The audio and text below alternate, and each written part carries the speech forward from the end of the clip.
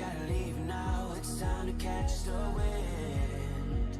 You will climb up high and look through the clouds, and when you're feeling low, I know you'll bounce back. Oh, and just remember, I will be there for you, baby. Remember, there's nothing out there to get you, don't forget it. When life throws lemons, just call me. Just call me. Just call me. Just call me.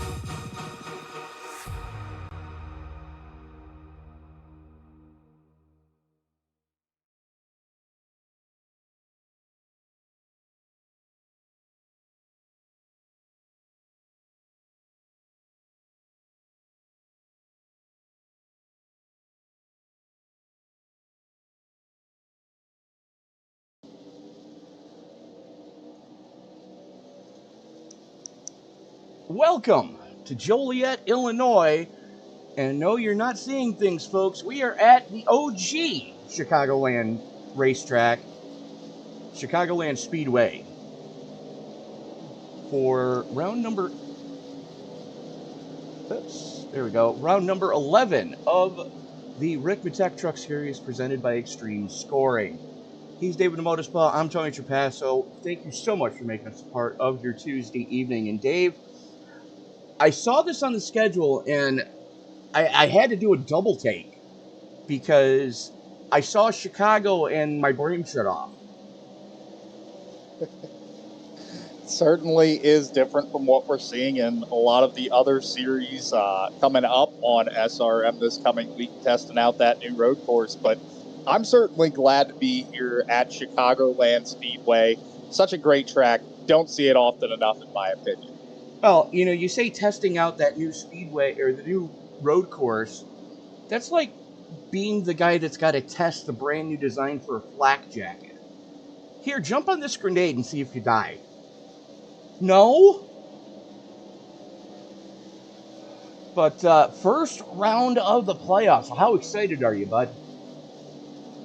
There has been such great action throughout the regular season here. I don't see any of these drivers letting off anytime soon, playoff contender or not. I expect some good, clean racing out of all these trucks, and I'm excited to see it all happen right here. You're absolutely right. With only 23 points separating the entirety of our top 12 right now, Ed Morris, your regular season champion, coming in with the points lead.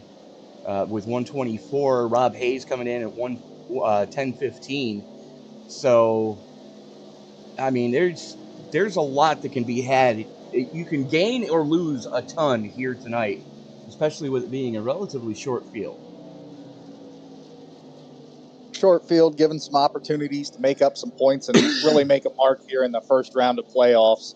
As I said, excited to see what these trucks can do, and at such a great track like Chicagoland, kind of being a non-typical sort of D-shaped dope.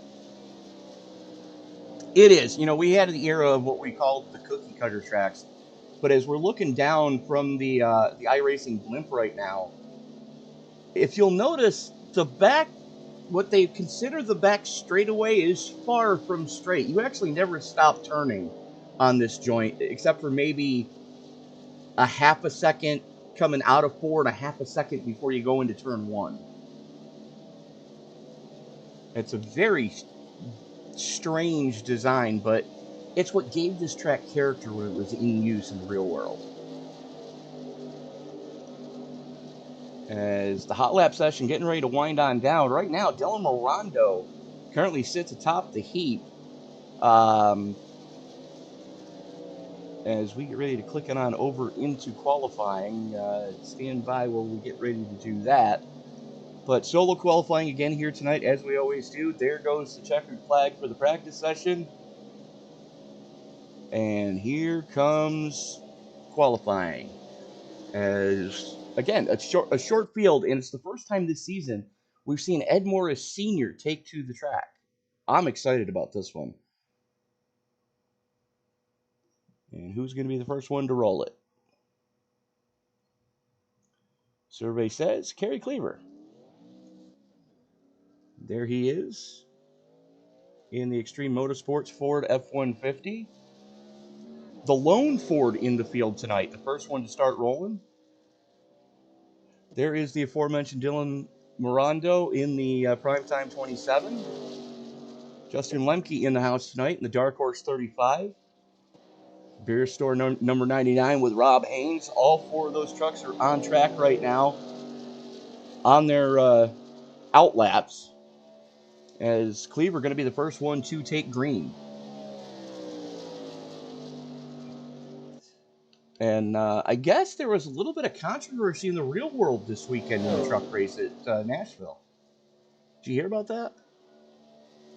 I was not privy to it. Unfortunately, had a long weekend working, but plenty of things that I heard come out of Nashville, some accidents, plenty of drama, lots of stuff happening throughout the series from what I heard from everybody that was telling me about the great events this weekend at Nashville Super Speedway. Well, apparently Tony Stewart threw a lot of shade at Haley Deegan. And we'll just leave it at that, but definitely Tony Stewart not a fan of the young lady out of California, but Justin Lemke goes to the top of the heap. Solid lap to open this thing up. As, let me just get that cool. There we go. Lemke for Dark Horse Motorsports. As Cleaver goes to the top of the heap on his second lap. 30.91. That is moving here with no draft help. And the Beer Store 99 of Rob Hayes. Good grief. Eric Driggins out on track right now as well. There he is. Hustling that piece around right now. Driggins goes 6 quick on his first lap. Mike Rominger out on track as well, as Ed Morris goes second quick on his first flyer. There is the Primetime 70 regular season points champion. His teammate, Mike Rominger, right there. Rominger's on one right now. This lap is looking very solid. Not only is this lap looking solid, but the last couple of weeks, Rominger has really just found a way to always be up there in contention. So I'm excited to see what this Ford machine can do tonight. Yeah, since he went to the Killer B paint scheme, as I like to call it, hang on to her mic. He's kept it off the wall. Wow, what a save by Rominger. It's not going to help his qualifying attempt, but still, what a save. Good grief. As there is Michael Thwaites, currently sitting 9th quick. And make that 10th quick as Jeremy Rigney bounces him off in the other Dark Horse truck tonight. Thwaites coming into 3 and 4 with a good head of steam, the Baltimore, Maryland native.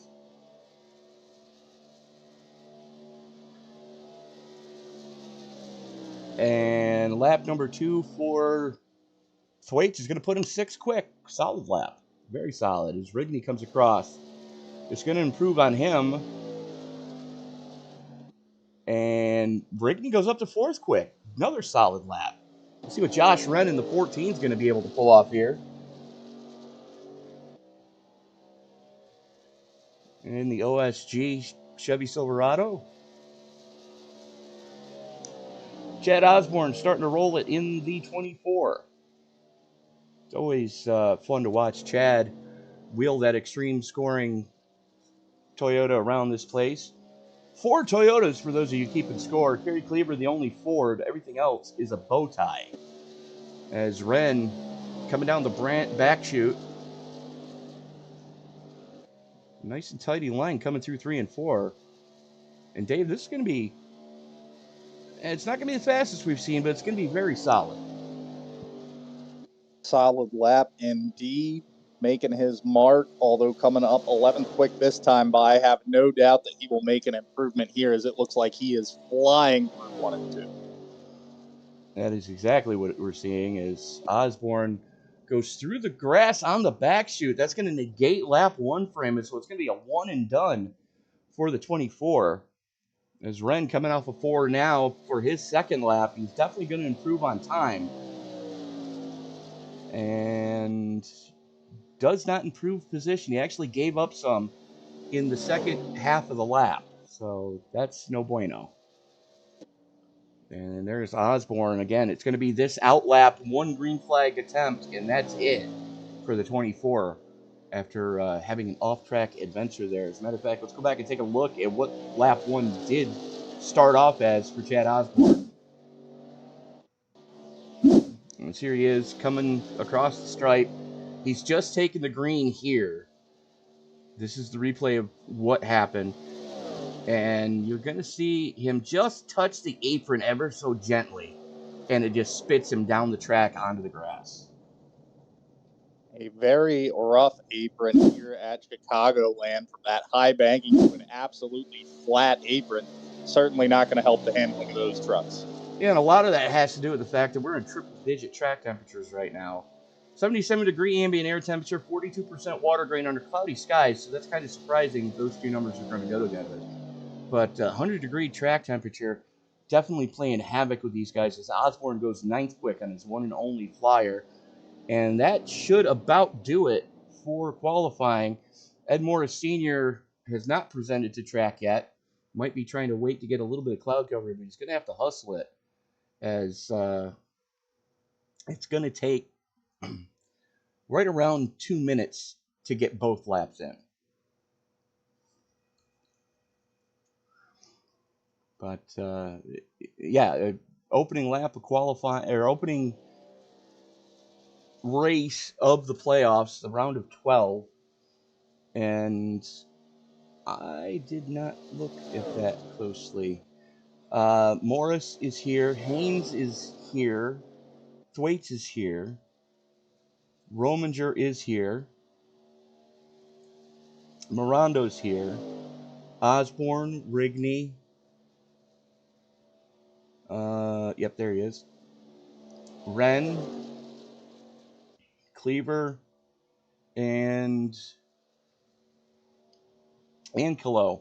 So all 12 of our playoff contenders are here. And then our 13th truck tonight, as we're watching the 14 continue to turn laps, that is Josh Wren. Coming in tonight in 12th, being scored in a tie for 11th. Cleaver and Calo are both tied at 1,001. Then you've got Lemke and Josh Wren tied at 102 or 1002. Jeremy Rigney at 1003. Chad Osborne at 1008. Mirando's at 1009. Nick Caldwell is at 1010. Rominger 1012. Thwaites at 1016. Rob Haynes at 1016. And Ed Morris at 1024. So, that's interesting. Yes, we do have everybody here, but with it being Chicagoland, I almost think a lot of the league did exactly what a couple of drivers, as we were talking with Ed Morris Jr., before we went live on air, he said that a couple of guys were going, wait, this is at the oval, not the road course? Like, yeah, I made that same mistake too last week, as I inadvertently announced that we would be at the road course. Driver of that 13 machine, Nicholas Codwell, not currently present, still has a minute to get into this session here, but will definitely affect his playoff standing if he doesn't make the start. Oh, yeah, Nick is not here. I misread that.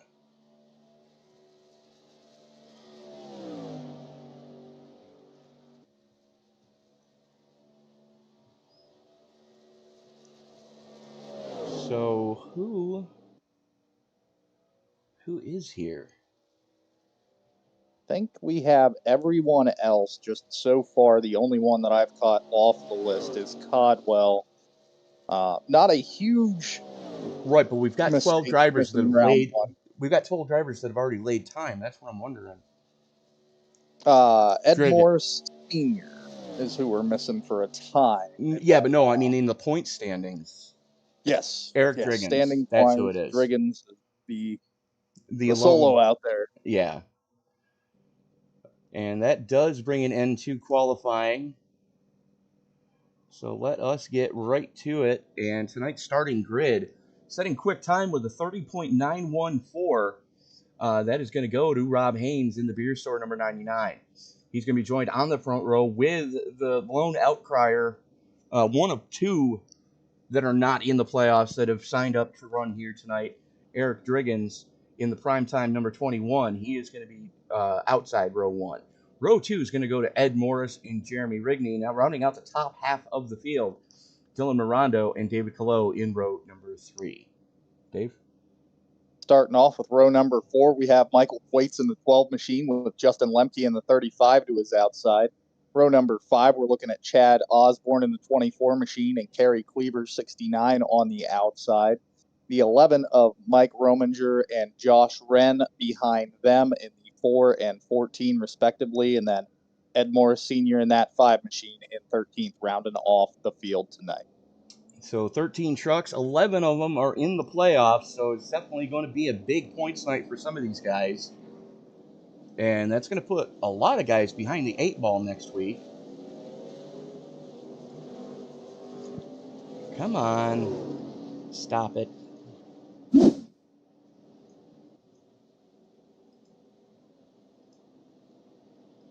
If my mouse will work right. There we go. Take a quick look at some conditions tonight. Just over 1.5 miles around this joint here in Joliet, Illinois. 100-degree track temperature as we start this piece. 77-degree ambient air temperature, 41% water drain. 6 mile an hour winds is what it's been gusting to. So definitely something to be mindful of. Geico restart zone is in effect tonight. Haynes going to have the trigger when we get ready to turn them loose for 100 laps here at 147 laps at Chicagoland, with the stage break coming at the conclusion of lap 47. Field worked its way out of the 3-4 complex. The only thing that's left for me to say is it's time to wipe the visor and adjust the 5-point harness. Grandma, grab the brats off the grill because it's time to get it on in Chicagoland. Race fans, it's showtime!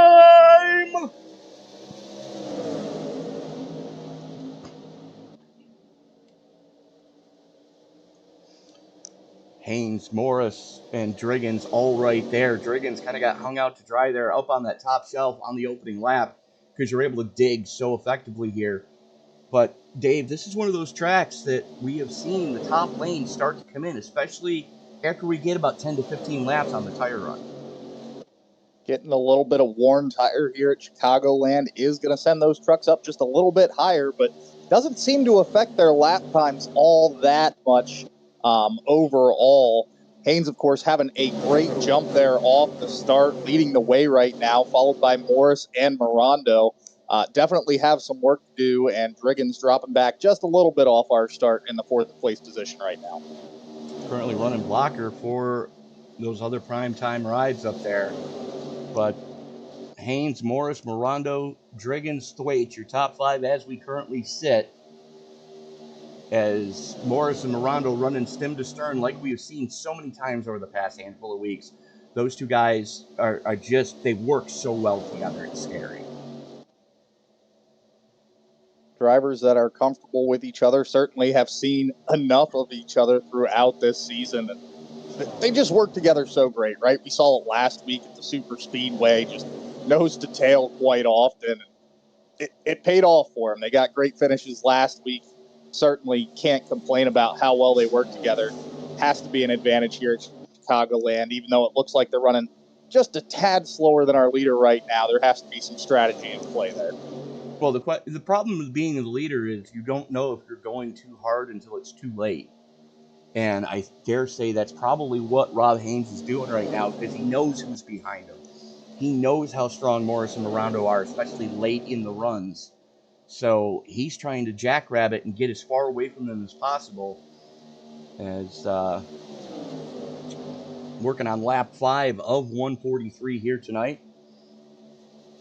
And yeah, Haynes just continues to walk away from these guys, but they have been battling between each other. So that might have a little to do with it, but I don't think it's got a lot to do with it right now. Morris and Mirondo, big story there in turn 1 and 2. Mirondo went high, might be searching this track early, trying to find some speed, test out some different lines while he has a little bit of time with Driggins back behind him, giving him a little bit of breathing room knowing that that teammate's back there. Now he goes right back to the bottom through 1 and 2, as right in lockstep with Ed Morris. And if Mother Nature could stop throwing lightning at Central New York, I'd be greatly appreciative of it.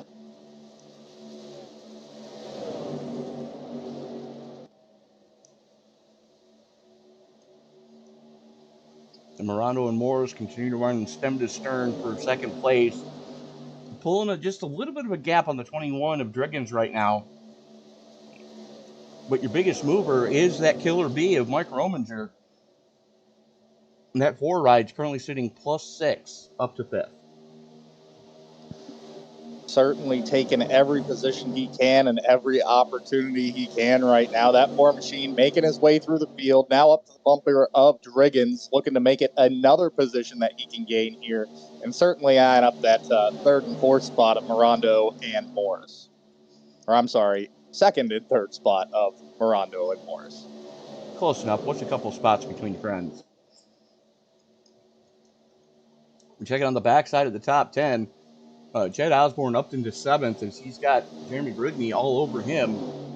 And the lone Florida Kerry Cleaver is the next one in that little freight train that runs from 2nd down to 9th.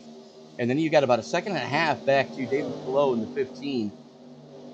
And a lot of separation towards the back of the field. I don't think a lot of those guys really got the initial start that they were really hoping for, as we've got a lot of separation from 10th, 11th, 12th, and 13th. A lot of separation, but this is a track that does lend itself to some strategy of saving some tires, saving some fuel early in a run, so we might see those guys come back a little bit later, as long as they don't fall off too far and maybe can find each other to draft with. And that's going to be the key here tonight, is finding someone who you can work with. Yes, it's a 1.5 miles. Yes, there are a lot of 1.5 mile tracks on the tour, but this track race is so much bigger than it actually is. I was shocked the first time I found out this track was actually only 1.5 miles. I always thought it was a 2-mile track because of how this track races. Harkens much more to that super speedway style of racing, with some tighter turns where you can't be quite as aggressive all the way through the run. But certainly just as shocked as you were the first couple of times I raced here. I was like, man, this track seems huge. And then you start turning some laps and seeing the lap times, and you're like, wow, it really is only 1.5 miles, getting those times down quick. Absolutely. And speaking of times, quick lap of the race just got set by Rob Haynes, 30.96, the first one to go, sub 31 here tonight in race trim, as we're watching Grominger work the inside of Driggins. It's your battle for 4th.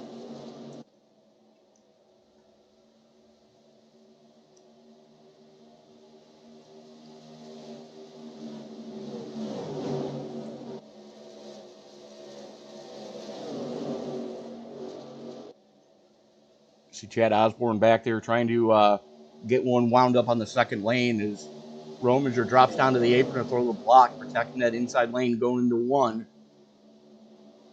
And it seems like this is going to be the tale of 2 ends of the track, too. And Rominger gets through 3 and 4 so much better than those guys around him, but he gives up so much in 1 and 2.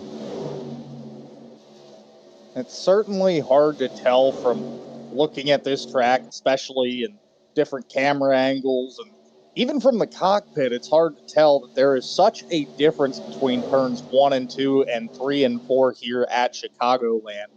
1 and 2, I feel like you can really race almost wide open if you come all the way from the top down to that line about halfway through the turn and then get straight as you will coming down that straightaway. But 3 and 4 just require so much throttle control. Oh! And there we see some contact between the 24 machine and I believe that was Driggins in 21. Okay.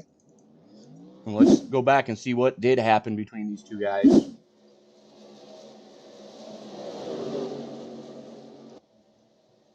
So Osborne's going to use the slingshot, go down the Brandt back chute.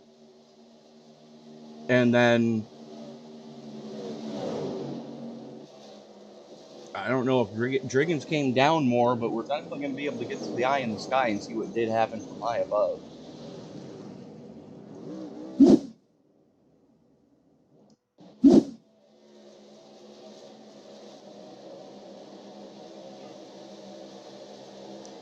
So watch the scenes on the track. Yeah, and it looks like Driggins just came down into Osborne, and unfortunately, there aren't any fast repairs, I believe, in this league, unless I am wrong.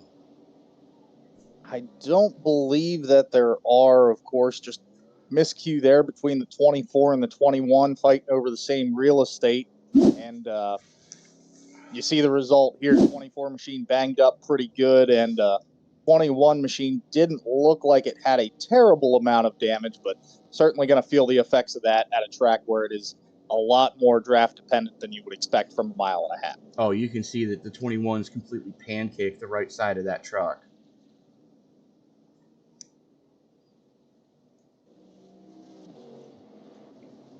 Yeah, you can see it there. He's completely flattened the right side. So he's going to spend a little bit extra time trying to get that one sorted back out. But Osborne was able to limp it back to pit. He was able to drive that back, so instead of having to tow. So that's going to help a little bit. But Driggins, Morris Sr., and Osborne have all been on pit road for better than the last minute. So it is definitely going to get interesting here.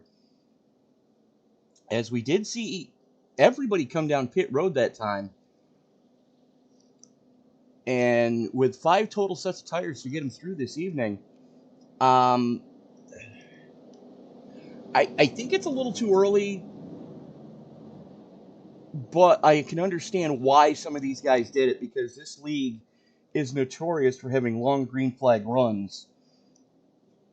And with it being a short field, we're not expecting a lot of yellow flag action here tonight. So Haynes took fuel only, Rigney took fuel only, Cleaver and Colo took fuel only, and Josh Wren took fuel only. Everyone else took 4 in fuel. Where I'm seeing that make a big difference, it looks closer to the bottom half of the field are those drivers that took that set of 4. So they're going to have to be real careful, kind of making their way up. Sure, there's only 15, 16 laps of wear on the drivers in front of them, but here at Chicagoland, that 15, 16 laps can make a big difference in how that truck handles. So just keep that in mind as you're trying to dig your way up through this field here. Especially with as hard as Rob Haynes in the 99 has been running. He has led all 17 laps to this point. We're getting ready to put lap 17 in the books. Restarting on lap 18, out into the Geico restart zone they go. And he holds them down to the last possible second. We're jumping on the loud pedal. Morris getting a really good getaway to follow him through. Haynes, of course, down and away yet again, running out as quickly as he can to put that gap on Morris. But Morris taking every opportunity he can to catch up and look at his outside. Looks like he's going to cross him over, take the inside here, looking underneath that 99 machine.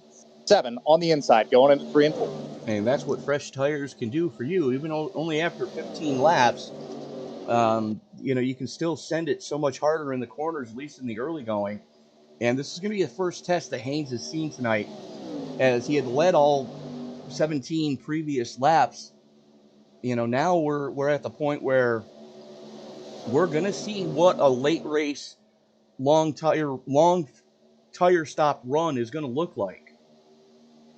As he is, well, he and Kerry Cleaver are the only two right now in the top 5 that didn't take 4 in fuel the last time by. And Morondo wastes absolutely no time picking him off. Not a big shocker there. Certainly a page to add to the notebook right here, as Haynes is overtaken again by Morondo there. First and second belongs to Ed Morris, Dylan Morondo of Primetime Motorsports. And you take a look at the last few lap times. Let's go with Morondo. And let me get it. There we go. You take a look as Thwaites goes up into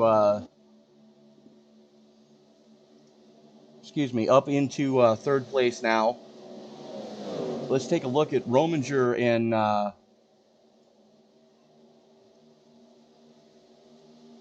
Hayes and Rominger. As Rominger was half a second quicker that last time by. New quick lap of the race for Dylan Morondo, though, as he just went 30.87. Certainly showing off that speed and what these trucks can do. That 7 leading the way, followed closely by his teammate in that 27 machine, Dylan Morondo. Those guys working together like they have so many times over the last several weeks. Seeing it here in round 1 of the playoffs, Chicagoland. I don't want to say that draft is the absolute key to winning this race, but it's very important. And I think these two drivers are really going to show you how important it is here as they start to stretch that lead out just a little bit more over Thwaites. But yeah, you take a look at it right there. As Thwaites to Morondo, it's hovering right just a little over a second is the distance. And I think these two guys from Primetime at the front of this field, they're going to need to work together, because that's going to be the only way that they're going to maintain as high in the point standings as they are. And again, coming into tonight, Morondo's the 6th seed to start the playoffs. He does have about 7 points he's got to make up on Rob Haynes, who's currently running in 2nd. Morris has a little bit of breathing room, but you got to wonder. Yes, it's a win and get in situation for the next round of the playoffs. There we go. As we take a look at where we are going next, we are off for the 4th of July. So that's the good news. And when we come back, we're going to be at Iowa on the mile and a third bull ring around that joint. And then we go to the final road course of the season up in Mosport, Bowmanville, Ontario, Canada, for Canadian Tire Motorsports Park. That is race number 13 of the series. As we're just watching these two guys up in front, as we're now going to go back to just inside the top 10. That is Rigney, Colo, Wren, Lemke, all running right there on top of each other. And Ed Morris Sr. kind of stalking back there, as he is the final truck on the lead lap. And just in from the infield, Chad Osborne has put it on the hauler, so you hate to see it happen, especially that early. Certainly not something we want to see, especially involving a playoff driver, but Osborne has some opportunities to make up in the coming weeks. Certainly gives him a little bit more time to look ahead at Iowa, and then, as you mentioned, heading up to the road course there in Ontario. Of the road courses that these guys have used, Mosport is probably my second favorite. Certainly a very technical track and requires a driver to really focus on what they're doing and really get their braking points down and focus on just the key aspects of racing. And with the elevation changes around that joint, you really got to be up on the throttle and, have good throttle control, or else you're going to be pointing the wrong way on a one-way street, quick, fast, and in a hurry. Contact coming through, too. It was Rigney and Wren getting into each other, and Wren still doesn't have it collected.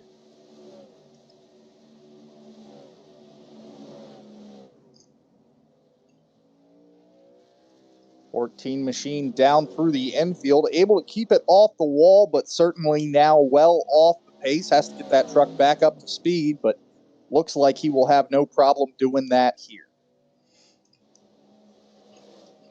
Rigney did drop one spot as Justin Lemke was able to get by. Colo, though, files in behind him.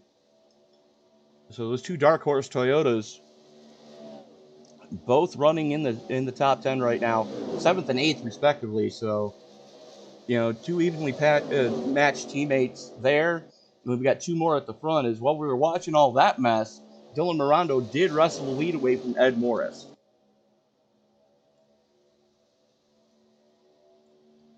Teammates, of course, still at the front of this field. Mirando and Morris leading the way. Waits now, of course, closing that gap down to less than half a second now. Certainly eyeing his spot up there. Will it be second? Will it be first? He certainly has plans to go to the point if he can. Morris makes a bid to the inside on Mirando. And this could have been a game plan for those two guys to, get bonus points for each of them. Well, Michael Thwaite's back there stalking. Romans are right there as well. And you can pretty much throw a blanket over your top four as from Rob Haynes on back. And that no tires strategy in the early going, I think this is when you hit the nail on the head earlier where you said you file this one away for later in the race and you don't do it. As Haynes is now almost 8 seconds off this top four. Haynes certainly filing that in the notebook, noting that if somebody does take tires late in this race, it can certainly spell the end of an easy victory. But Haynes, of course, taking note of how long can I run these tires? How uncomfortable does the truck get after 30, 40 laps of racing? So certainly a couple of notes he gets to add to his notebook compared to these other drivers that have only seen short runs on tires so far. And this is going to be the longest run that we have seen we are 19 laps into this current tire run. About to make that 20 as Mirando, Morris, Thwaites, and Rominger, all four of them did take tires under the caution. And everybody from fourth place, Rob Haynes on back, did not take tires. So definitely some learning being had here as those guys that are a little bit deeper in the field, they're able to see, okay, we're going to have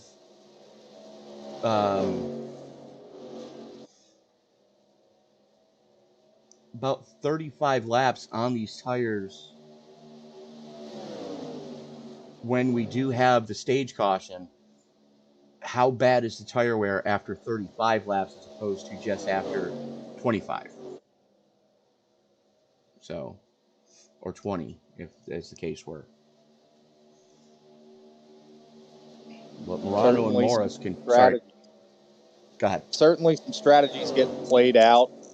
Drivers just making mental notes, as you mentioned. The big one that I'm looking at right here is where do those tires sort of intersect in that fall off with that wear? So right now, taking a look at Rob Haynes' time, running a 32.88. Our leaders, of course, running that 32.2, 32.3 for third place there in Rominger. Those tires are certainly starting to line up again here, and it wouldn't surprise me at all if that is exactly what Haynes was sort of hoping to see or kind of looking for later as this green flag run went on. making that note for later as well.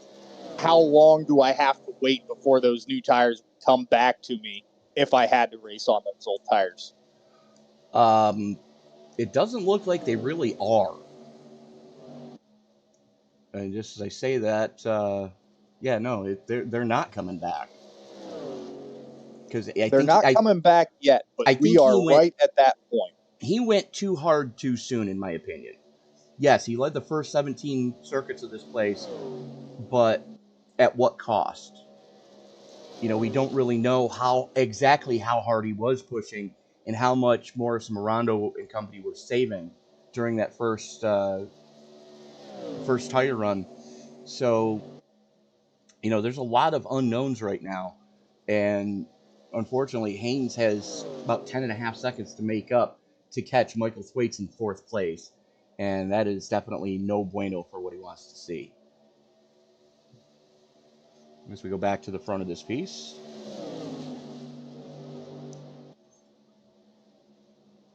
this is your closest battle on track, ironically enough, between the two primetime teammates at the front of this field. Morando leads Morris. Morando currently sits +4. Your biggest mover, though, is back there in third in the form of the number 4 of Mike Rominger. As Morris makes a bid on Morando going through 3 and 4, they swap the positions, and that's going to let Rominger and Thwaites kind of close in just a little bit on them.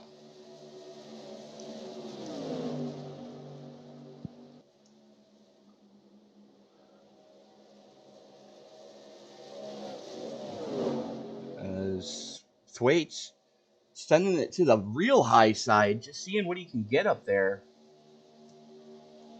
And it's a double-edged sword when you're running up on that very high line around this place, because yes, it's banked, but there are a lot of marbles next to that outside wall and pieces of rubber that have fallen off the tires. As here comes Rominger making a bid for a second to the inside of Morando. Give it to Rominger for right now. Looks like he may have done a little bit more tire saving than the 27 did, and it's starting to pay dividends now as we're only a handful of laps left in stage 1.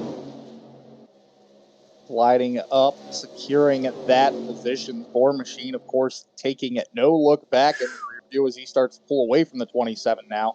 27 getting comfortable on that high line, just clips the wall coming out of 4 there. Yeah, and he almost got a bigger chrome horn toot from Michael Thwaites than he really wanted to as they cross each other over going through 1 and 2. But you can see Morando starting to skate a little bit here. 5 laps to go in the stage. It'll be 4 at the stripe as Morris continues to show the way. And stage points are going to be huge during this playoff series. Certainly with as few points as there were separating these drivers with the playoffs, every point is going to count. Every bonus point, every stage point you can get your hands on could be the difference between you and advancing to the next round of the playoffs, or even you and that final championship run. That absolutely is the case, as right now we are coming to 3 to go. And Morris continues to show the way. Rominger about half a second back off of him. There you see Mike. Michael Thwaites in third. 3/4 of a second off of Rominger. And Morando has fallen about half a second off of Thwaites. But the scary thing is they are still pulling a gap on the 99 of Rob Haynes this late in the going. Now Haynes is going to have 48 laps on his tires, whereas everybody else is only going to have about 35. So, again, I like the strategy Haynes is seeing. You know, what can I do differently in this second stage? And he's going to basically have a free set of tires going into the finals over those 4 guys in front of him. So if we do get a late race caution, look for Haynes to start blistering some laps, as he's going to be able to put on a fresh set of tires in the late going if needed.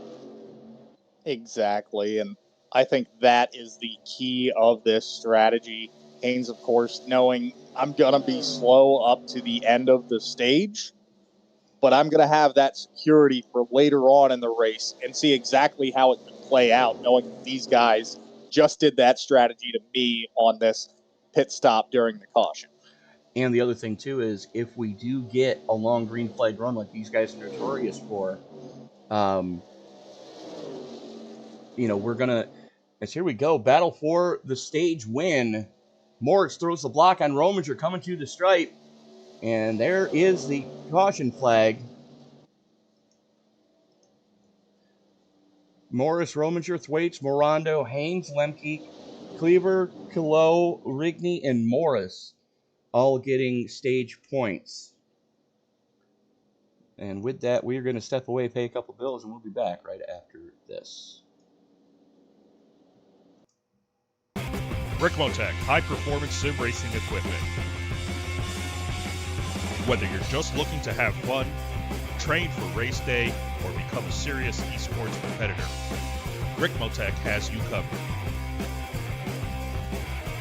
Hundreds of name brand parts. Support from experts that love sim racing. Trusted by the pros. There's only one place to go, Ricmotech.com.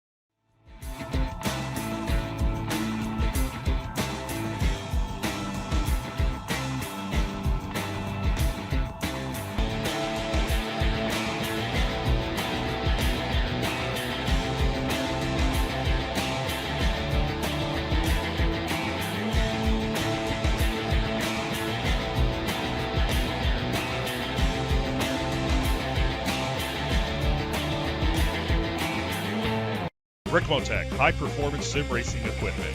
There's only one place to go, Ricmotech.com. The search is over. The most comprehensive oval scoring solution is here. Featuring oval playoffs, adjust drivers per round, custom number of rounds, custom playoff points, provisionals, optional win and you're in, custom playoff displays, rookie championships, optional minimum participation, and load those results in seconds. Visit extremescoring.info today.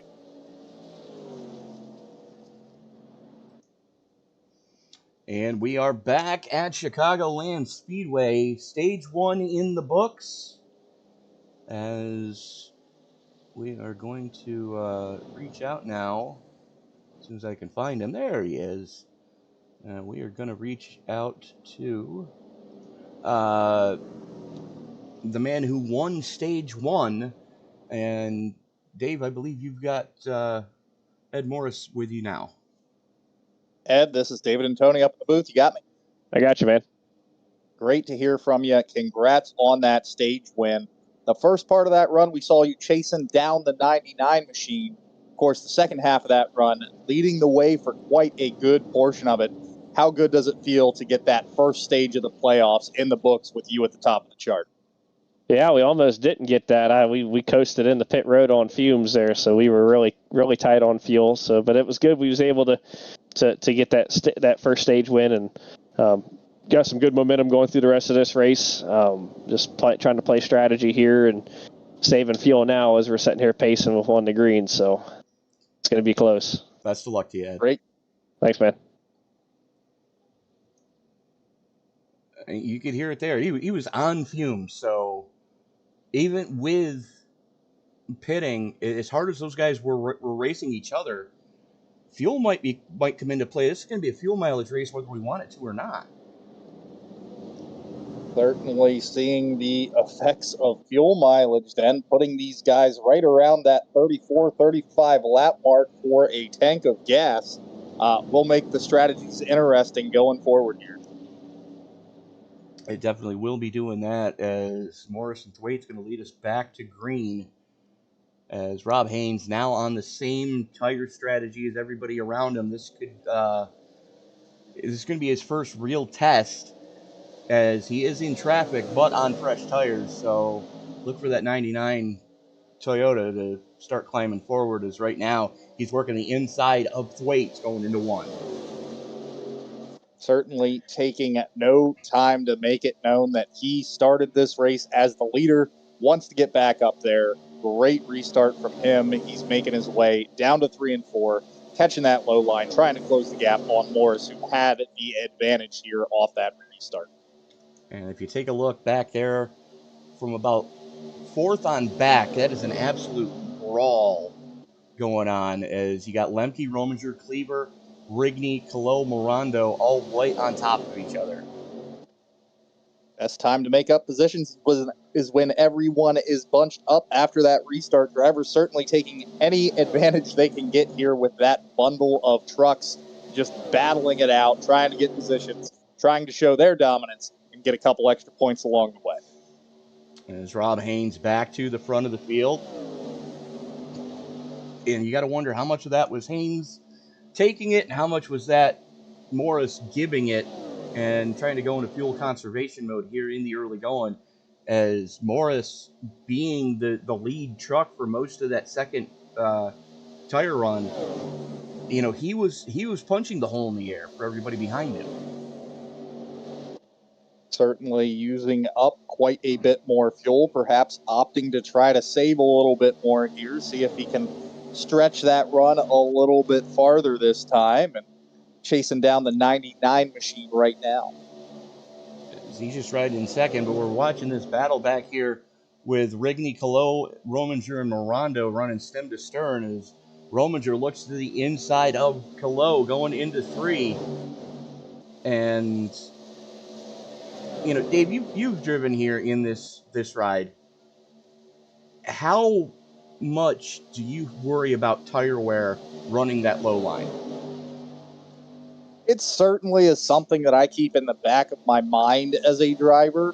But what's more important to me, and I think we're seeing it out of Rominger right now, he's not happy to just sit back there and take licks as they may come, sitting back towards the end of this pack. He wants to get up through this field as quickly as possible. Once I get to a spot where I feel like I can't gain positions, then I'm going to worry about my tire wear. I can start saving from there. That sounds like a good game plan to have, as right now both he and Morando just kind of riding right now. You know, I think they're thinking we're going to get a long green flag run here in this final stage, as there goes Colo to the inside of Rigney. That's your battle for 6th. And everybody else is pretty single filed out, but you've got almost a full second between Ed Morris in second place and Michael Thwaites, who's running in 3rd right now. And there you can see the gap from Morris to Thwaites, as that's Thwaites leading this second grouping. Of course, Haynes and Morris out to a almost full second advantage right now over the 3rd place position of Thwaites. Everybody else remaining pretty darn close, as these trucks are still trying to sort it out here. The 15 machine of Colo to the inside of that 41 machine, still fighting for that position. And he has been there for the last almost 10 laps. As there you see Dave out of High Point. I believe that is in North Kakalaki. That's the Carolinas, for those of you north of the Mason-Dixon. I lived in the Kakalak, so I can call it that. But right now, Rigney and Colo just doing bad things to each other. With as hard as they are running, I can't help but think that all they're doing is just punishing that right front tire and right rear tire, especially on the 41 of Rigney, is that second lane usually punishes the right rear, whereas the low side punishes the right front more. Certainly not helping their tire wear conundrum at all. The number 4 machine, of course, not looking too happy with this battle going on in front of him, decides to get behind that 41 machine, try to push him through, and might see him try to take advantage of that here and gain a couple of positions instead of just one. Well, we're going to know that Rominger has gotten fed up with what's going on in front of him when he finally decides to take it 3 wide He's been thinking about it the last few laps, and now here he goes. Right to the bottom goes the 4 Rominger. And Morando looking like he's going to go with him. 4 of Rominger certainly not content to sit back and watch this battle any longer. He wants those positions, and he wants them now to the inside of the 41 machine. The 15 dives down below him. We're still 3 wide racing as we head into 1 and 2. As Rominger does get the nose out in front of the 41 of Rigney. Kilo right there as well. Those guys finally get that one sorted out. And right in front of them, that's Cleaver and Lemke going after each other. Lemke on the high side, Cleaver on the low side. And, you know, this early in this tire run, as we're only about 12 laps into it, make that 13 now, you know, that bottom feeder line is still the preferred line, it looks like. And, you know, I think we're still about 10 or so laps away from that second lane really starting to come into its own. We certainly are, and it's kind of hard to see here, Tony, but believe it or not, those drivers are moving up just very, very slightly. In the beginning of the run, you'd see those drivers almost on top of that white line. If you take a look real close here, you'll see as they come into 1 and 2, they are just a couple of feet up off that paint now, and skirting around as low as they can get those trucks comfortably to turn around turns 1 and 2 here. As we're on board with Rigney, is you can see the seams on the track, and those are pretty evenly laid strips of asphalt. And you know, you can see that the guys that are able to get it to the low side, they're able to pull a gap on those drivers behind them. As you saw, Thwaites and Rominger both playing with that bottom seam, going through 3 and 4. And you know, this is about as low as Rigney's able to really get that truck, as he's trying to hustle it around the top side. You can certainly hear it in the throttle management heading through these turns. Rigney doing what he can to maintain some speed there on that high line, but not eat up too much tire too early in this run. As conversely, we're going to go on board with the 12 of Thwaites, as he is all over the tailgate to carry Cleaver. This is your battle for third. And you can hear a little bit more modulation, but he's getting a little bit better drive off as he throws it to the inside of Cleaver coming down the front chute. Back chute, doing what he can, find that grip down low, now to the inside of Cleaver. Cleaver going high, certainly doesn't seem to want anything to do with running that low line on the bumper of that 12 machine, getting pushed through the turn. Looking to try to dive back in here, but the 4 now inside, looking at the rear bumper of that 12 machine, about to send it 3 wide here as we come out of 1 and 2. Yeah, the lone blue oval getting caught on that top side, and that's not where Cleaver wants to be.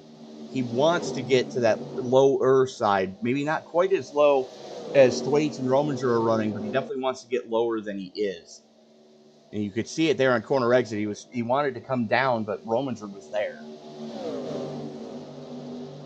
Certainly wanting to take the short way around the track, as it usually is the fastest way around the track, but certainly isn't having battles right now, keeping touch with that 12 machine and battling with the 4 from that highway.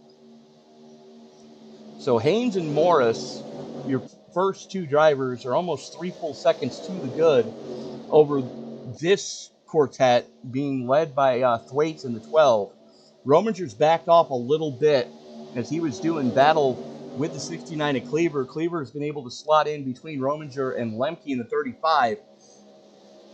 And now these guys are a little bit more calm. You know, they're playing follow the leader. And just as I say that, Lemke makes a liar out of me. A little bit more reserved. Also a lot more tire wear happening in these laps.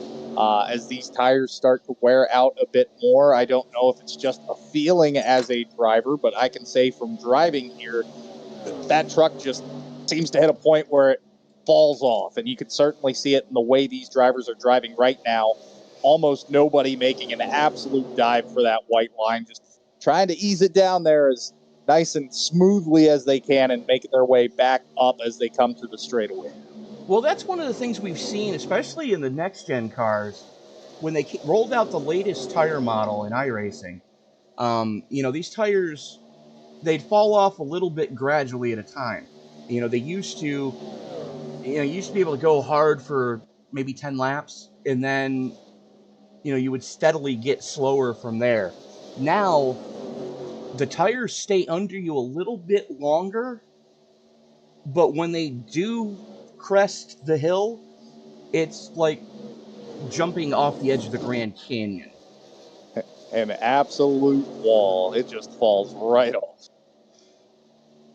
Yeah, definitely something that you've got to put in the laps now to know when is your truck going to start to fall off, when is your car going to start to fall off, because you definitely want to know, okay, I'm in the ballpark of when I was starting to see fall off in my practice.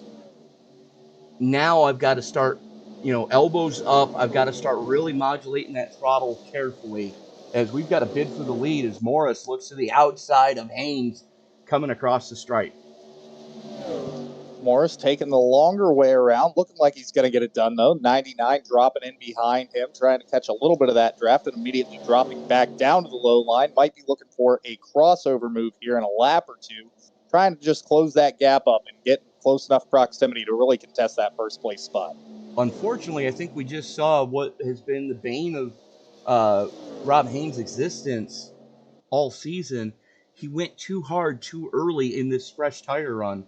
As we're about 25 laps on these on this current set of Goodyear Eagles, and Morris made that pass look easy, and now he's starting to walk away. And you take a look at their last lap times. There was a 0.3 difference with Morris having the advantage. And certainly not out to the 3-second advantage that they had before. Thwaite's now down to about 1.5 seconds. So tire fall off with these drivers pushing maybe a little harder than they wanted to early on in this run. And Thwaite's taking advantage of what he can, trying to catch up here. Yeah, absolutely. As these guys are, again, they're using this tire run to figure out what they've got in the closing laps, as we're still about 20 laps away from when we should see everybody dive onto pit road to get that money stop out of the way and get within you can make it from here territory.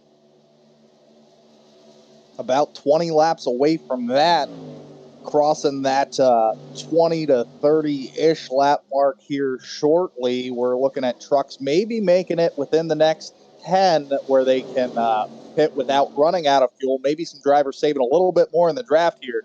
Certainly if you've been running out front, much like Thwaites and Haynes have been, that fuel light's got to be coming on soon. It absolutely does. And the fact that they've only got a 70% fuel fill in these rigs tonight, we're looking right around 45 is all you're going to see out of it. Maybe 40 is about all you're going to see out of a tank of Go Fast under the ideal conditions. But this second stage so far has been anything less than ideal for the guys with the calculators trying to figure out fuel mileage.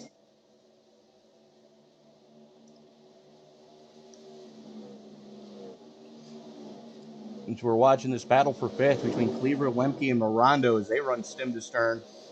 Fanning out, coming through 3 and 4. That's a Waffle House situation waiting to happen. Certainly Mirondo thinking a little bit better of it there. Looked like he checked up, trying not to go 3 wide on that high side, knowing that he would end up as the pancake between the trucks and the walls. But Mirondo keeping the pressure on the bumper of Lemke in that 35 machine. Cleaver, the lone blue oval in the field tonight, currently holding down a top 5. But you know that Toyota Lemke and that Chevy of Mirondo would like to drop him a little bit further in this field.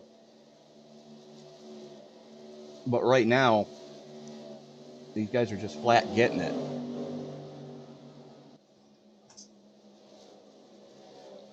And in just the last handful of laps since Ed Morris has taken over the lead, that's what a second to the good looks like.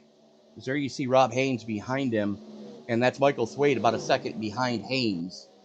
And then you're another half second back to Rominger. as Rominger can see Thwaites, but I don't think he's wanting to really push the issue this early in this tire run, as Rominger is usually a very long ball style of crew chief.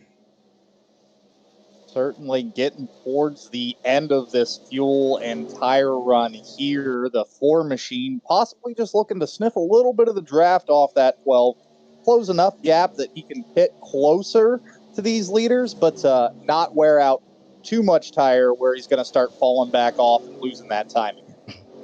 And Haynes is down pit road. 52 to go. So right about 30 laps is all you're going to get out of Anger with the tank of Go Fast from the looks of it. Is Haynes and Rigney just came down pit road. Ed Morris Sr., the last truck still sitting there on pit road. He's been there for the last 18 minutes. So got the start and park points. Took some away from Osborne. So Ed Morris Sr. doing what he can to help Junior out tonight here at Chicagoland. Thank you so much for joining us for round 1 of the Ricmotech Truck Series presented by Extreme Scoring playoffs here from Chicagoland. He's David Motispaul. I'm Tony Trapasso. Thank you all so much for joining us here on a Tuesday evening. As you know, the best way that you can not miss a single moment of action here on Sim Racing Media is hit that subscribe button and turn on bell notifications, because we are starting to ramp back up to 2 and 3 races per night, 7 days a week now. And, you know, Dave, you know, I was looking through the analytics the other day just because I was bored, and we've got a caution. Late race caution. I can't say that I saw anything here to cause that caution, but certainly to the relief of some of these drivers as fuel stops were part way through here, so possibly some drivers getting caught a lap down. Well, I'm thinking it might have had something to do with the 14. Yep, that's exactly what happened. Boom, there's the caution. Old tires and some hard braking coming into that pit road. Not quite adding up as he wanted to see there for the 14 machine, but things happen and we get a caution out of it. Some drivers happy, some, I'm sure, absolutely furious at the point. Yeah, exactly. And, you know, the good news is everybody is still technically on the lead lap. Technically. But with that, we are going to step away, pay a couple bills, and we'll be back right after this.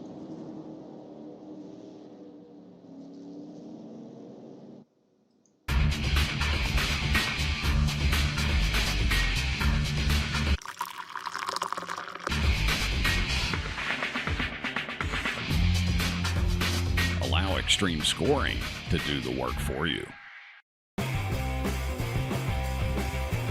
Ricmotech high-performance sim racing equipment.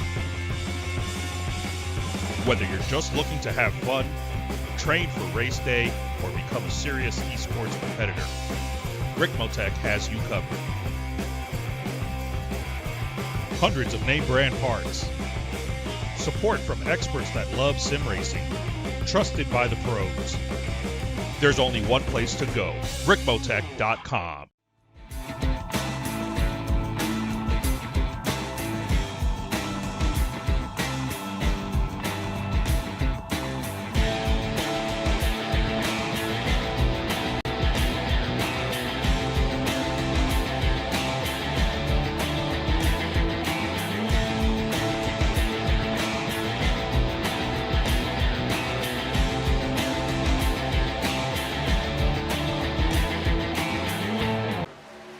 The search is over.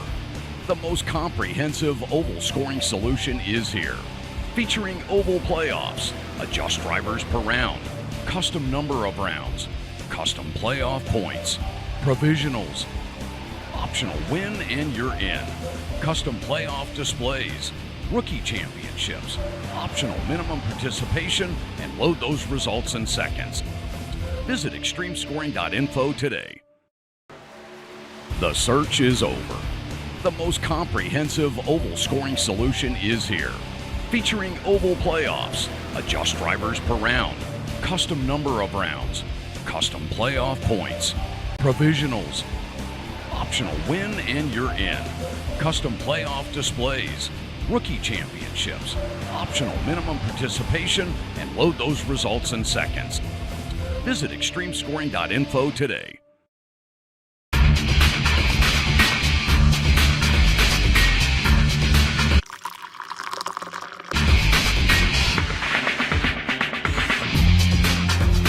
Allow Extreme Scoring to do the work for you. Ricmotech high-performance sim racing equipment. Whether you're just looking to have fun, train for race day, or become a serious esports competitor, Ricmotech has you covered. Hundreds of name brand parts. Support from experts that love sim racing. Trusted by the pros. There's only one place to go, Ricmotech.com.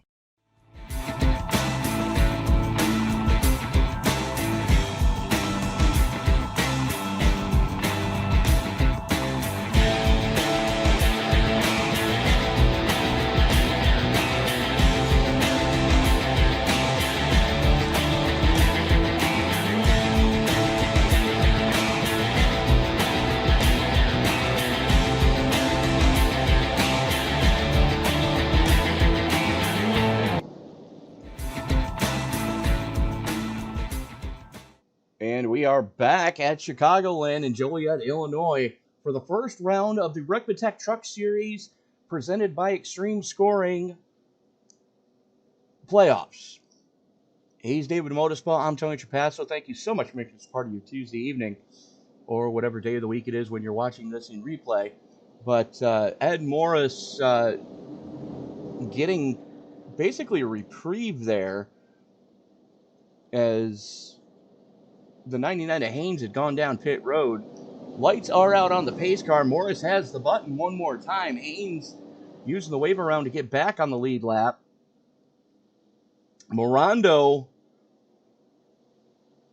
checking things up there on that second lane, and those are the only two guys on that outside lane. Choose cone is in effect, and everybody except for Morondo and Haynes electing to take the inside line. Of course, have to think that there's a little bit of strategy playing out there with Morondo going to the high side, knowing that Haynes would have made up a ton of positions up there, at least giving a little bit of block to teammate in that 7 machine, trying to hold that 99 off on the fresher tires, knowing that he can make his way to the front very easily. You're absolutely correct on that one. And, you know, with there being just under 60 laps left in this race, we have not seen the money stop yet. And the good news is everybody except for Jeremy Rigney should have a full set of tires still laying on pit road. As Morondo and Haynes going after each other for second place, everybody behind them now gets single filed out.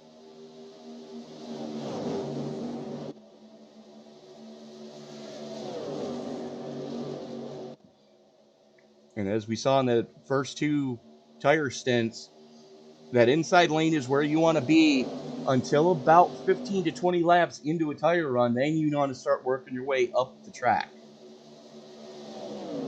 99 machine of Haynes wasting at no time here, trying to fight his way to the front. He knows that he burns his tires off just a little bit earlier than that 7 machine, so he needs to get out front early, start adding the gap and seeing if he can run away.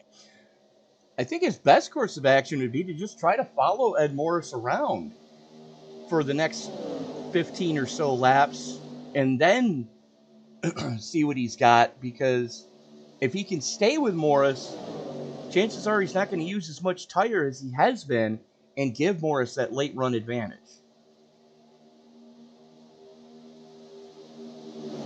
Haynes certainly not looking content here, though, as he's now looking to the outside of that 7 machine, trying to find a way around. I think he's searching to make that pass, get his way up to the point. Well, I think it's more of, with as close as he is, he's just trying to get some clean air to that front air dam and make sure that this truck will handle as effectively as it can. And this last time by, everybody took 4. Now, Jeremy Rigney, it took him 2 stops to do it, but he did take 4 tires. And because of that, 10th place is your first car 1 or more laps down. The last car's still running.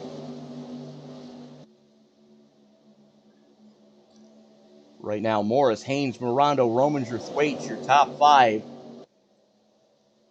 And it's been the usual suspects towards the front of this piece all night long.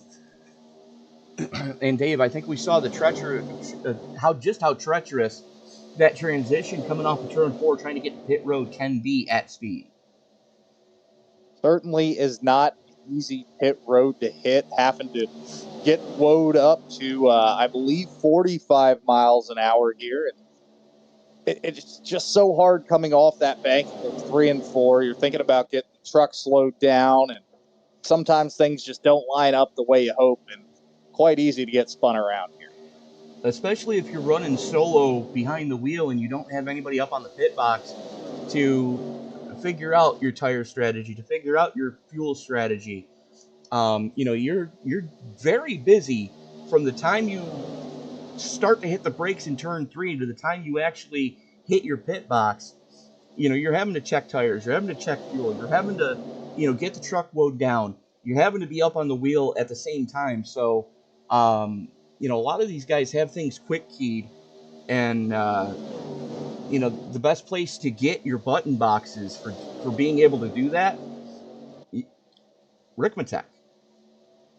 I mean, some of the best simulator components in the industry come out of that shop. We had a chance. Certainly providing great gear there. We had a chance when I was in Miami for the Homestead race last fall. We actually swung by and they rolled out the red carpet for us. And I'll tell you right now, if I ever win the lottery, folks, I'm not going to tell a darn soul, but you'll know. Their full motion rigs are second to none. And I was kind of skeptical at first. I'm like, yeah, okay, I'm probably going to get seasick. No. They actually have pads in the seats, and they have ratchets on the harnesses to pull on your body to simulate going around a real corner. It's absolutely incredible.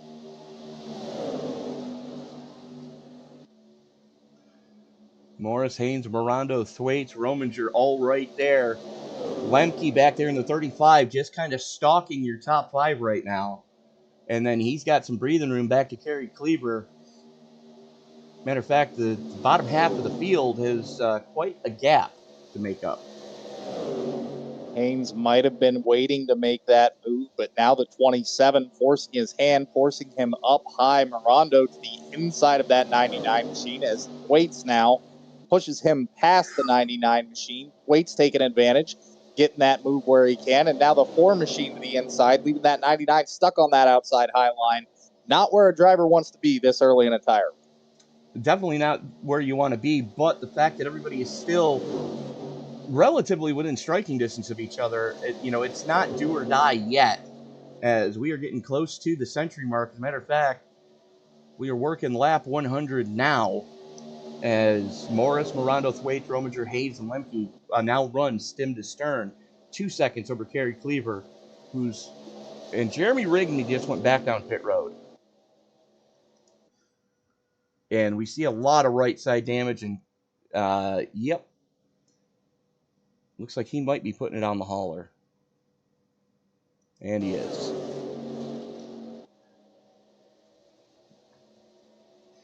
So Rigney going to be scored in 10th place here tonight.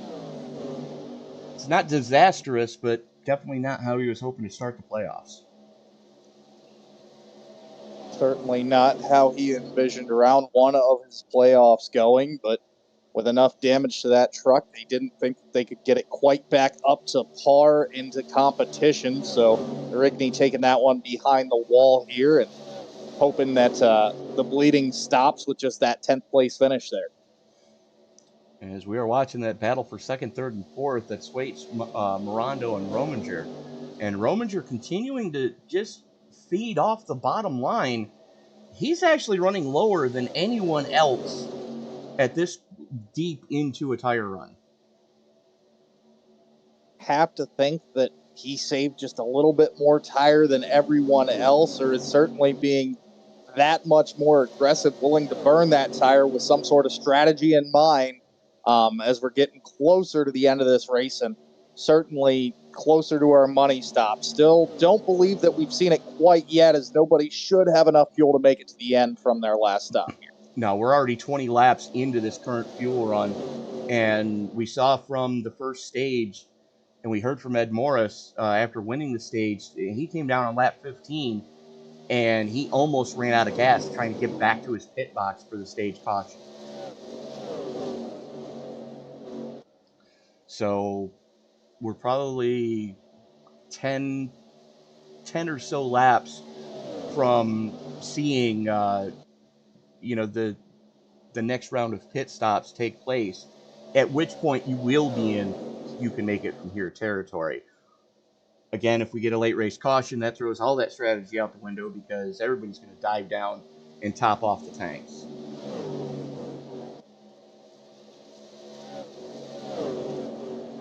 Right now, Thwaites and Rominger are starting to pull a little bit of gap on Mirando.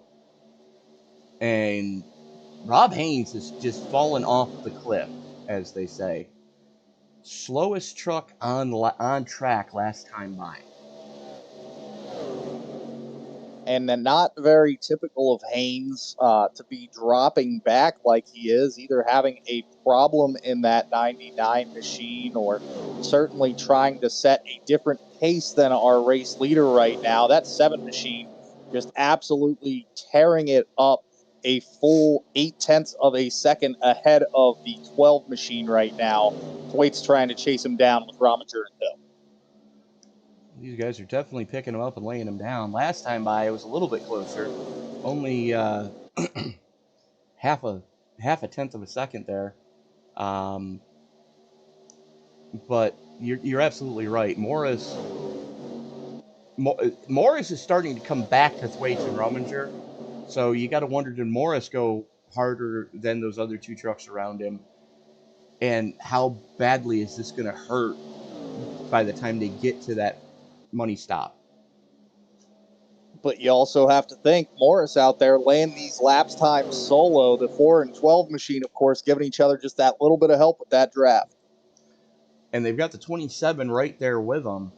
As your top 5, with the exception of Morris, who's just barely out of frame through most of this, all you're looking at is one tail wag out of any one of those 4 guys, and the rest of them are right back in it. Certainly within striking distance here. If anything should happen to any one of the trucks in front of them, just have to leave yourself enough time to avoid the mistakes of anybody in front of you. But these drivers certainly hungry for it. 12 machine chasing down the 7 machine. 4 machine definitely in position to take advantage should the 12 have an issue. And of course, Mirando back there, been fast all night long, staring down the bumper of that 4 machine. And, getting back to it, Thwaites out of Baltimore, he's used to driving right on the ragged edge, because if you're in the Baltimore area, chances are you've been around Washington, D.C. at rush hour. And I'll tell you right now, there is not enough alcohol on the planet to get me to want to ride in a car at rush hour through the DC metro area, let alone try to drive through it. And of course, we are talking, don't drink and drive. Have a safe and happy holiday weekend coming to the 4th of July next week. You're not living until you've had a rush hour in either Baltimore or DC. I'm just saying. There's nothing else like it. I've been through both in a tractor trailer. And I'm sorry. No, thank you. driver of the number 4 machine, taking advantage of an opportunity presented by the 12 there, was just able to get underneath and make that pass, move his way up to the second place position, now chasing down the 7 machine of Morris, who continues to lead the way, just about a second and a third above the field right now. And with those two guys battling each other, they have let Morris claw back a little bit of a lead. As a matter of fact, there you see from Rominger to Morris, it was under a second. Now it's second and a third. So it looks like Morris right now is able to dial it up anytime he wants to. And now for the good news. We are officially within you can make it from here territory. Drivers certainly have to be eyeing up those pit stalls, knowing that they can make it from here, but also keeping in the back of their mind, the longer they wait, the longer they can have those fresh tires on at the end of this race. So keeping those tires fresh as long as they can is certainly part of that strategy that they are playing out in their minds right now. How soon can I go, and how late is too late? That's exactly it. You just hit the nail on the head. How late is too late, because you still want to be able to use the tires that you get to put on for the money stop. But, I mean, right now, Morris has given up time. You take a look at his fast lap to his last lap, and we're talking a second and a half of fall off. And a matter of fact, it's a second and a half for everybody. It's Colo in the 15 and Josh Wren in the 14. First two to pull the trigger for the money stop. Hello and Wren said they have seen enough. I can't keep following the leaders and expect it to change. So they're down, getting their money stop in right now, throwing some rubber and some fuel onto those trucks and hoping that it'll do something to get them up that field. Colo just slid through his box. We weren't able to see what's going on with Wren. Right side's going on for the OSG 14. And here we go, money stop time. Morris, Rominger, Thwaites, Haynes, Colo all on pit road. Colo and Wren are now down and away. Lemke, Mirando, and Cleaver all stayed out for another lap. And there you see Mirando and Lemke, as Lemke is your current race leader for the Dark Horse Toyota. Cleaver, the lone Ford in the bunch, is about 8 seconds off of these guys.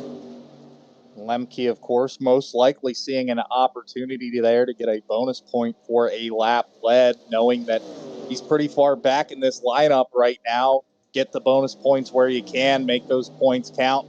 Try to claw for whatever finish he can get to make it a good points day here in round 1 of the playoffs. And all it's going to take is for one person to make a mistake here, and Mirando and Lemke will have trapped the field a lap down, as Mirando stays out one more lap. Not sure I agree with that strategy, because there is such a thing as the undercut. As a matter of fact, take a look at the last time by. This is the first lap after getting back up to speed. This is going to be the tattletale of how quickly Morris and company are going to be able to reel in Mirando, as it's a 14-second gap right now, and it's steadily dropping. Have to think, just looking at the best times versus the last time of Mirando, that it's going to be somewhere around that almost 2-second mark here that Morris is going to be able to gain on Mirando in front of him. And see the time go down. It is darn near exact 2 seconds. So Mirando keeping that in the back of his mind, knowing that these guys can chase him down in just a handful of laps, still having to make that stop. What was a 35-second gap is steadily dropping, and you can see just how quickly it's dropping. It looks like Mirando is coming onto pit road. He's sideways. Certainly not what he wanted to do, but it looks like he kept the majority of the trouble away from that truck, and now getting his way down pit road to service to his team to make that money stop. And as here, we're going to see Mirando dive it onto pit road. And this is so easy to do as far as get it wrong. It's easier to get it wrong than it is to get it right. And there you see it. Shaky on the transition, and looks like he just locked the brakes up trying to get it woke down there. He's got a little too much rear brake bias to get that truck as woed down onto the flat as he did. And because of all that, Ed Morris is taken back over the lead as Mike Rominger makes a bid for it now. It's, I believe the first time Rominger has actually had the lead tonight.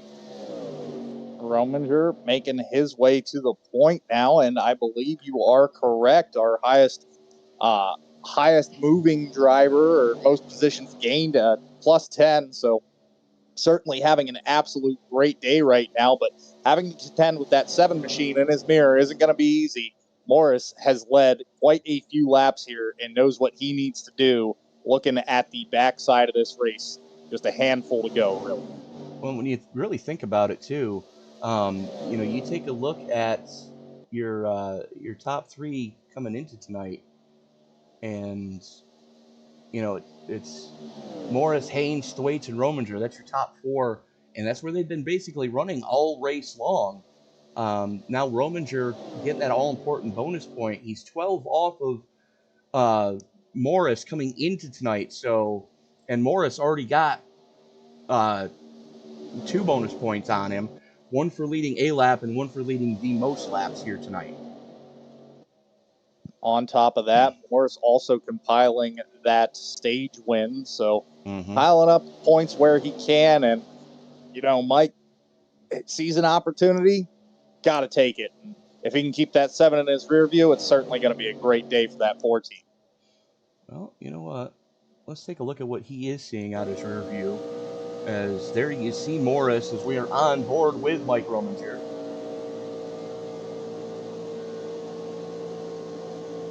Michael Thwaites right back there, and that dot way back there just coming off of 4 now, that is Rob Haynes, your pole sitter. 2.5 seconds off of Thwaites. So, and 3 seconds off your current leader, Rominger, as now Thwaites is starting to close in on Morris. Looks like Morris might be going into a little tire save mode. Certainly might be looking to save a little tire, certainly feel out that 4 machine, see what he needs to do when the time comes to make that move towards the end of this race. But as I say that, looks like that 7 machine is doing all he can to make that 4 machine uncomfortable up there in the front, giving him the bumper there down the front, as it looked like the 7 machine is now going to the inside down the straightaway, helped by that 12 machine. And see what they do coming into 3 and 4. Well, as sucked up as Ed Morris was to Rominger's tailgate, I dare say that what they're doing now is they're trying to get some clean air to the radiators of those trucks and, make sure that they've got something to fight with, as we are 19 laps to go, and these guys are just picking them up and laying them down as Morris goes back to the lead. Doing it the hard way as well. Taking the run around the outside, but certainly with the help of that 12 machine, Michael Thwaites putting Morris up to the point. Now Rominger doing a little bit of work, trying to fight his way back and get to the bumper of that 12 machine, see if he has any fight left in him to fight for this top spot or at least a second place finish over Thwaites. Well, that's what they're all hoping for right now, is this is going to be a good points night for everybody that's still running. Let's put it that way, as Josh Wren is currently the last truck on the lead lap, about a half a lap off of where these leaders are running, in 9th place. So, and everybody behind him has kind of parked it. Ed Morris Sr. just finishing the engine swap in the number 5. I don't know if he's actually going to come back out here with 17 to go, but he definitely has. Nobody behind him can catch him, and he can't catch Rigney from this point. So it kind of doesn't make any sense to go.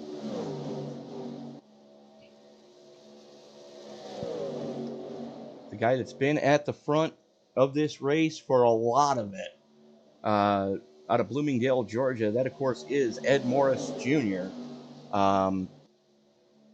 has led the vast majority of laps here tonight. Thwaites and Rominger, 2 of your biggest movers. Thwaites in 2nd place sits +5. Rominger is +8 in 3rd. So you know, these guys are definitely, they know how to get around this joint. And I am so happy when I finally realized that it was the Chicagoland Speedway and not the road course. I was so relieved coming into tonight's broadcast. Some great racing to be had here at Chicagoland, and these drivers up to this point have not disappointed. We've seen close battles all night long.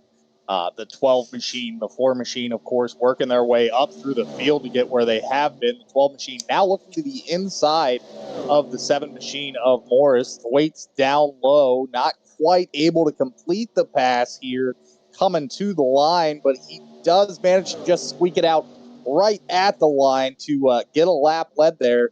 Thwaites, of course, still to the inside of that 7 machine, going the short way around the track. See if he can get it done over the next couple of laps here, but Ed Morris certainly not giving up that fight from the outside line.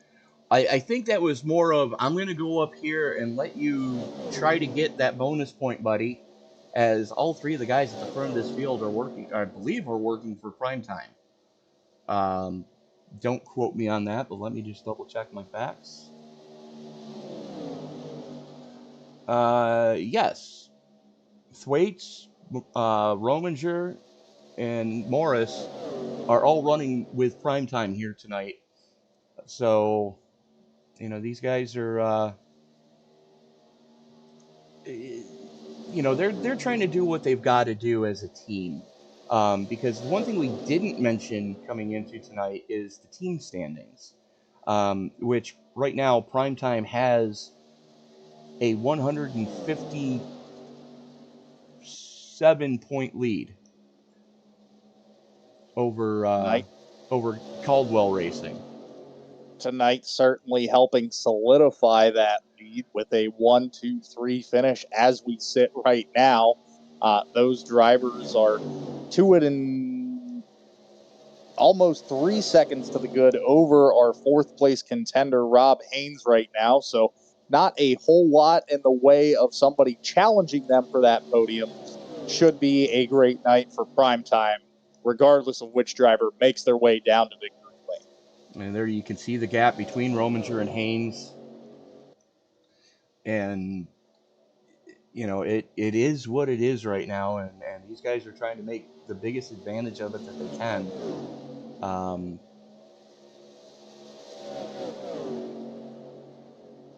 And, I mean, these guys have just put on an absolute clinic here tonight at Chicagoland. We are 10 to go. And now it's 2 3/4 seconds is the gap between Rominger and Haynes. Lemke within striking distance of Haynes, so all Haynes has to really do is not make a major mistake, and Lemke's going to have a difficult time getting by him. And it just, Haynes has a bonus point for pole position, bonus point for leading a lap. And, you know, Lemke behind him hasn't really done a lot of that tonight. Lemke just sort of making his way through the field tonight. Not really being up there, being aggressive, but Lemke now trying to take that position away from the 99. Of course, not earning all those bonus points that Haynes has tonight. Has to try to get those points the hard way in finishing positions here. And those 2 guys, as of right this second, should tie them, because I believe it's a 2-point swing for each position, not including the stage points, because I forgot to write that down. But, you know, here we are in the closing laps as Lemke goes into the top 4. As Morris, Thwaites, and Rominger are now 3 seconds to the good with 8 to go. And Morris, he was flirting with disaster up there on the top shelf, up where Mama hides the cookies. Certainly looks like he's getting a little bit more comfort running that top line, as we've seen him up there for the last few laps. Have to wonder if there's a little bit of strategy to it, maybe saving a little bit of rubber back up there, or just trying to find some speed somewhere where his teammates aren't, trying to get clean air to the front of all 3 of those trucks and certainly find their way around as the laps roll down here. Well, Thwaites has closed the gap a little bit on Morris. as we are now 6 to go. But there's no catching these top 3 right now unless somebody puts one into a wall. Barring catastrophic mistakes, prime time looking at a 1-2-3 sweeping the podium, and certainly these drivers up front, anybody's game as of right now, is they're right within that 2/10, 3/10 of a second gap between each other right now. They are at that, as they're going to put 4 of their 5 trucks here tonight into the top 10, with Morando running back there safely in 7th. Although he is starting to make a move on Kilo for 6th. But as we are on the handshake lap, here comes Rominger looking at the inside of Thwaites for 2nd.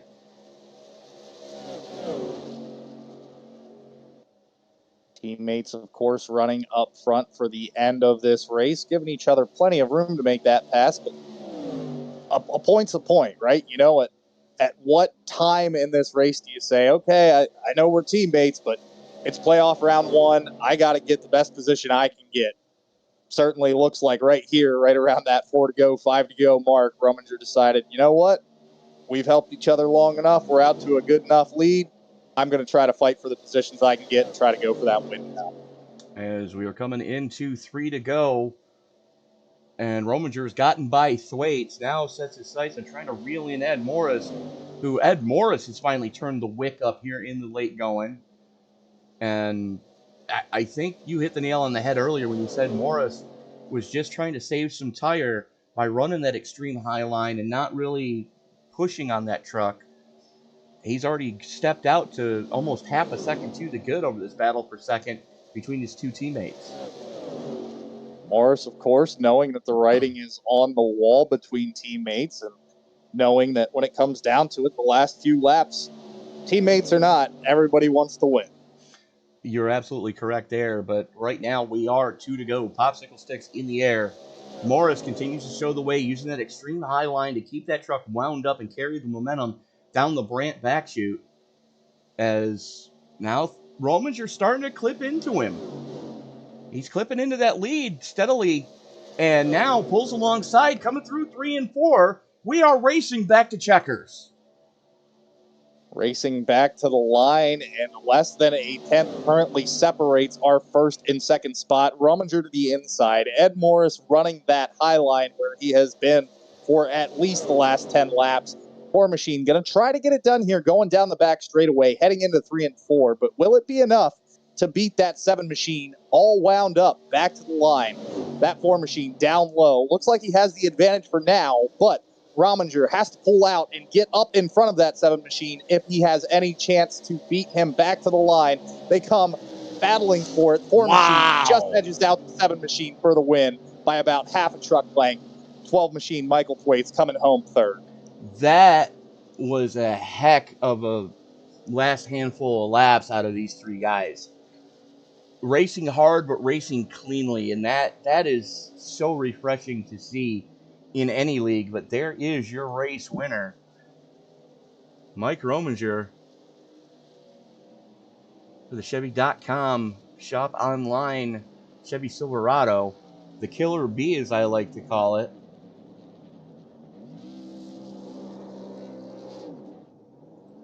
And let's see if we can find him here. There he is. Dave, I believe you've got the driver of the Killer Bee number 4 with you now. Mike, this is Dave and Tony up in the booth. You got us? Yeah, I got you. Congrats on that win, man. What a last couple of laps to really just turn the heat up and race your teammate down for the victory. Tell me, what was going through your mind there as we got to about 5 to go? Was that your point where you really just wanted to turn up the heat? Yeah, honestly, I wasn't paying attention how many laps was left to go, and then I got up beside Ed there, and the white flag came out. You know, I didn't really think it was that close to being over. You know, and I don't know. I was just trying to hit my marks. Certainly picked the right time to turn up the heat, beating your teammate by about half a truck length there. Great race all night long. you were the biggest mover in the field today, plus 10 positions. What was it like coming from the back of the field, working your way up through the front throughout this race? It was kind of hard there, but I thought I was the fastest truck on long run. It just cautions came out and I never could get track position. So yeah, it was good. I liked it.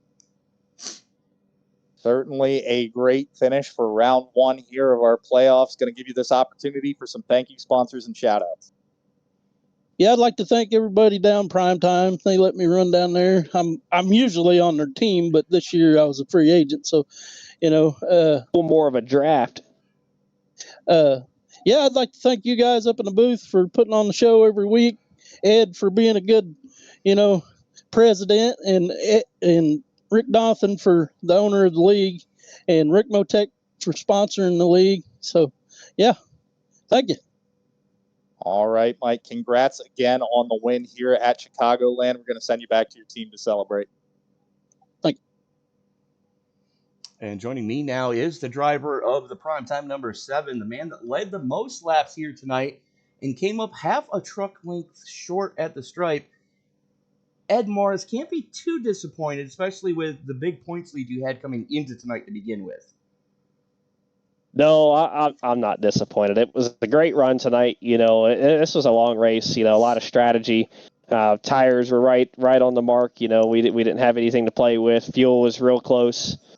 There was both those pit stops. Man, I come through on fumes down pit road. So overall, it was a great night, fun night, and I kind of thought I had the speed and had it there at the end, and Mike come out of nowhere. He must have saved a little bit more than the rest of us, and I kind of thought I was going to be able to hold him off on the top, man, but he got me out of 4. He cleared me in 3, and I was like, oh crap, that ain't good.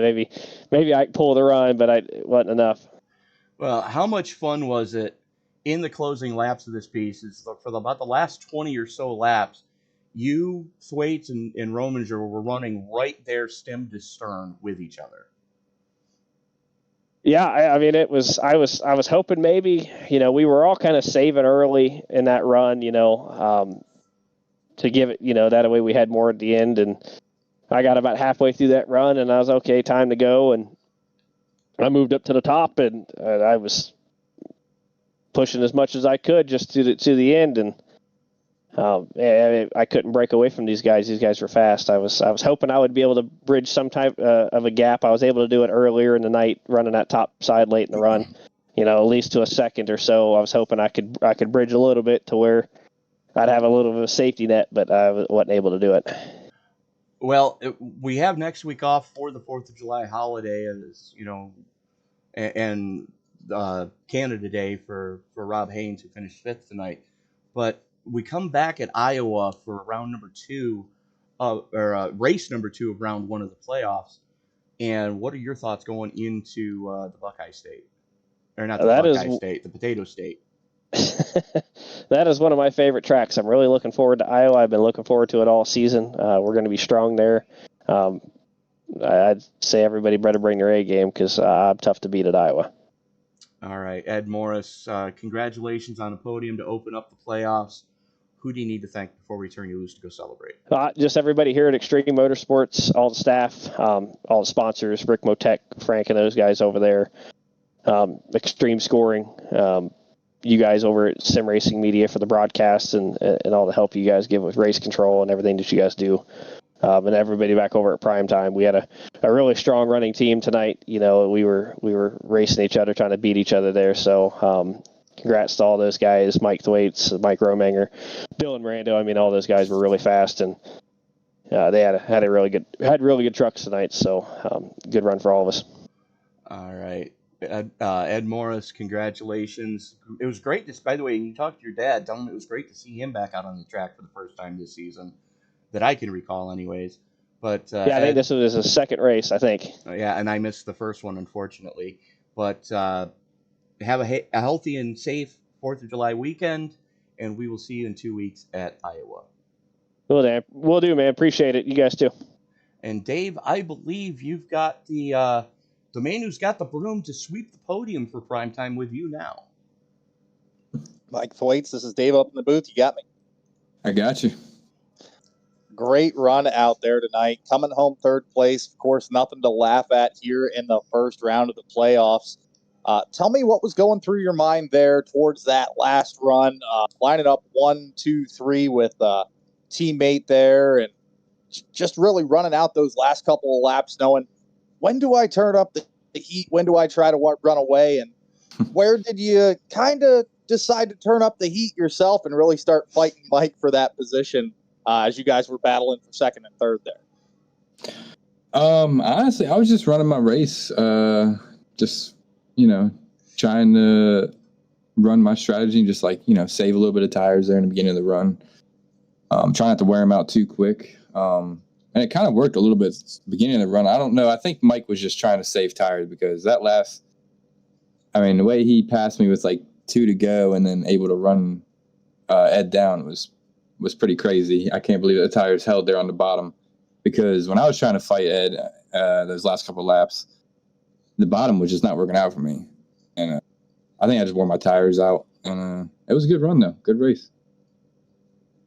Certainly a track where tire wear is detrimental to making those last laps count when you want to stick to the bottom of the track. But you had a great night. You came home third. I'd like to give you this opportunity for some thank you sponsors and shout outs.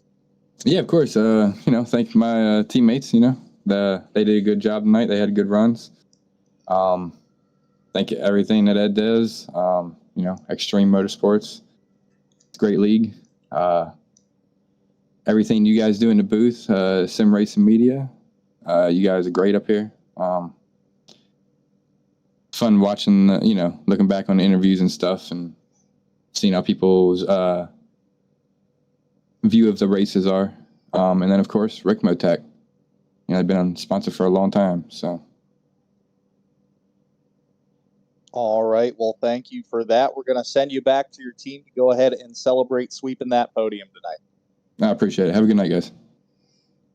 And with that, we put another one in the books here from Chicagoland Speedway. And Dave, I think you can agree with me that we just saw an absolute clinic on how to drive this place. Certainly saw some great driving all night long. Teammates able to finish it out there at the end to take that podium away. One of those teammates, of course, being our driver that moved up from the back of the field all the way to the front. Congrats to that number 14, Primetime Motorsports, really showing us how to drive here at Chicagoland. A lot of leagues this week are going to be looking more to downtown Chicago and driving there on the new road course. You're absolutely right. And, I was looking at my schedule. After Wednesday of this week, I've got 3 races that are going to be on that road course at Chicago. So I'm just going to keep the hotel room that they put us in here tonight. As, I actually prefer staying in Joliet. It's granted, you're not right in the heart of things, but then again, I'm a country boy at heart, and I don't like being in, the middle of a big city. But you're taking a look at the finishing order here tonight. Rominger, Morris, Thwaites, we saw those 3 guys, or spoke to those 3 guys already. Justin Lemke coming home in 4th place. Rob Haynes, your pole sitter. Kind of a disappointing night for him as far as finishing in 5th. Del Morando rounding out the top half of the field. Dave? David Colo coming home in 7th place. Kerry Cleaver taking home 8th. Josh Wren in 9th, the last car here on the lead lap. Trucks having trouble earlier on in this race. Of course, Rigney had to park it due to some damage. Ed Morris Sr. sitting on pit road for an extended period of time, changing an engine, and then Driggins and Osborne out early with that incident for the first caution there. And that is going to do it for us tonight from Joliet, Illinois. Be sure to join us tomorrow night as Matt and I will be in the booth for the Moonshiners Cup Series as they go to Nashville, the Nashville Super Speedway. And that'll be an 8:20 Eastern Time start on that one. In the meantime, though, he's David Modespaw. I'm Tony Trapasso. Have a safe and happy holiday weekend next week, as we will be taking next Tuesday off. To our friends in the Great White North, happy Canada Day. And in the States, happy 4th of July weekend. And if you're in the UK, happy Treason Day. And trust me, I have some friends over there that's what they call it. But anyways, it's too much past. Remind you, ladies and gentlemen, that until we meet again and as you walk down the road of life this week, don't blow your fingers off and stay out of traffic. Good night, everybody. Ricmotech, high-performance sim racing equipment. There's only one place to go, ricmotech.com.